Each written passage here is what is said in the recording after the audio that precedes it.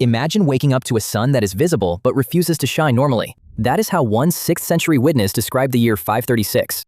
Tree rings later recorded a severe cold shock, harvests became harder, and another eruption followed. 5 years after the first dimming, plague entered the same historical sequence. This is why 536 keeps winning the internet's worst year contest. But a dramatic sky does not automatically make it the worst year for every ordinary person on Earth. To test that title honestly, 536 has to face 1348, 1816, and 1918 on the same scoreboard. We will compare exposure, survival pressure, food shock, escape options, and how certain the evidence really is. The result is not the year most people expect, and it is not one universal answer. History did not keep a global misery spreadsheet. Most people left no diary, tax return, hospital chart, or weather station behind. Surviving evidence is densest where states, churches, merchants, or scientists recorded it. That means a famous European catastrophe can look global simply because Europe left more paper. Our first score is reach, how much of the known population encountered the shock. The second is compression, how much danger arrived inside one calendar year. The third is system failure, food, care, trade, safety, and local authority. The fourth is exit, whether an ordinary household could move, adapt, or recover. The final score is evidence confidence, because a precise claim built on weak records is still weak. These categories will produce conditional winners instead of one fake decimal point. The case for 536 begins with the sky. Procopius, writing around the Mediterranean, compared the sun's weak light to an eclipse. Natural archives support a real atmospheric disturbance rather than a purely literary omen. Ice cores preserve volcanic material, while tree rings show exceptionally poor growth across parts of the northern hemisphere. The best reconstruction is not one magical cloud that caused every later disaster. It is a cluster of major eruptions in 536, 540, and 547, followed by prolonged cooling. For a farming household, colder summers could mean smaller harvests, thinner reserves, higher prices, and less seed for the next year. Those pressures become lethal when war, taxation, or local crop conditions are already bad. Yet the records do not show identical failure on every continent or in every valley. The precise volcano behind the first event also remains less certain than the cooling signal itself.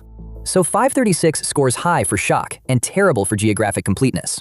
It is a strong opening to a crisis period, but a weaker single-year body count. Popular versions often place plague directly inside 536. The first historically recorded wave associated with Justinian began in 541, about 5 years later. Ancient DNA confirms that Yersinia pestis infected people during the first plague pandemic. That biological identification is strong. The claim that it uniformly erased half the Mediterranean economy is much less secure. A major reassessment found little support for several maximal demographic and economic claims across the available proxies. That does not make the disease harmless.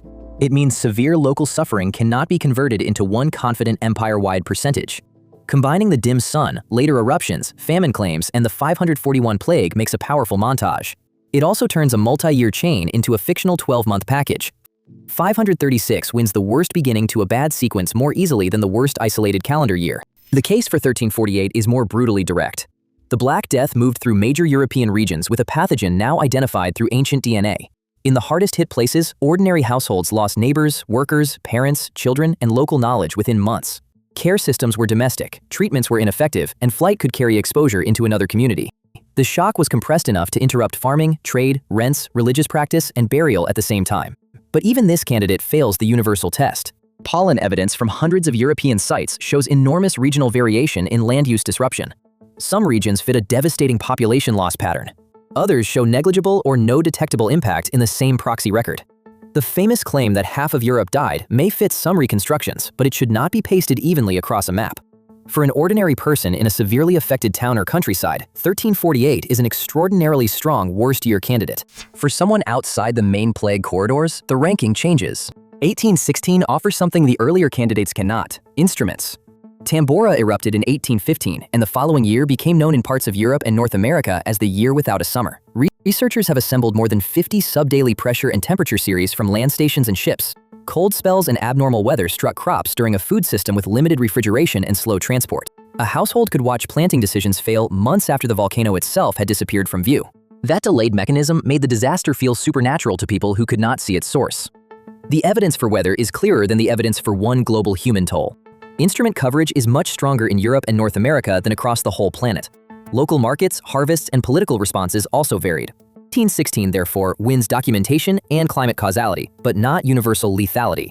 It was a terrible year without being the same terrible year everywhere. 1918 changes the scale of the contest. The influenza pandemic spread worldwide while the First World War was still moving people, supplies, and information across borders. CDC's historical synthesis estimates that about 1/3 of the world's population became infected. It estimates at least 50 million deaths while acknowledging the limits of historical reporting. Mortality was unusually high among many young adults, not only the very old or very young.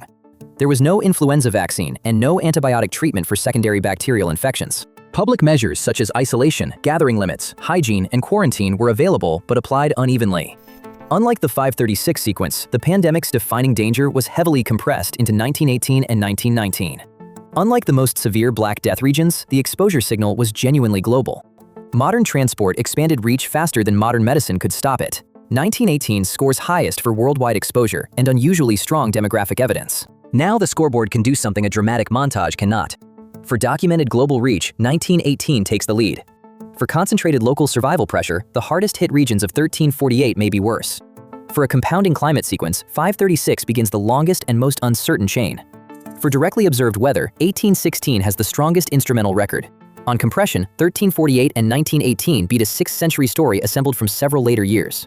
On food system vulnerability, 536 and 1816 are powerful but geographically uneven. On escape, all four punish people without reserves, transport, status, or reliable care. On evidence confidence, the modern candidate has an unfair advantage because it left vastly more records.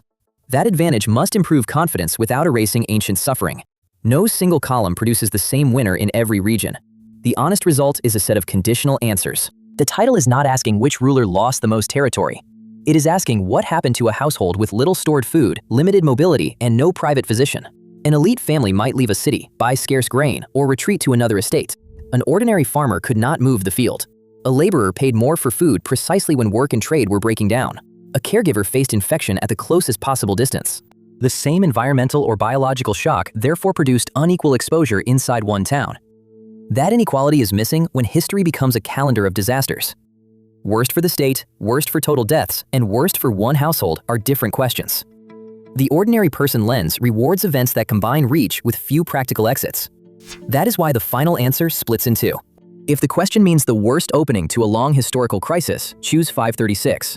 The dim sky and eruption cluster mark a real and extraordinary climate shock, but do not smuggle the 541 plague backward into the same calendar year. If the question means the worst documented year inside a severely affected European community, choose 1348. The combination of acute mortality, weak care, and simultaneous social disruption is hard to beat. But do not pretend every European region suffered equally. If the question means the widest well-documented threat to an ordinary person anywhere on Earth, choose 1918.